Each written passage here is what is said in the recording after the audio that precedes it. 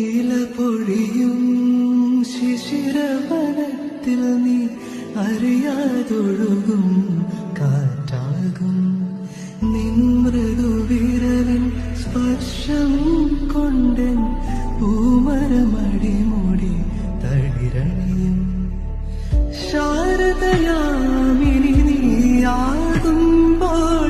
യാമക്കിളിയായി പാടും ഞാൻ ഋതുവിൻ ഹൃദയം നീ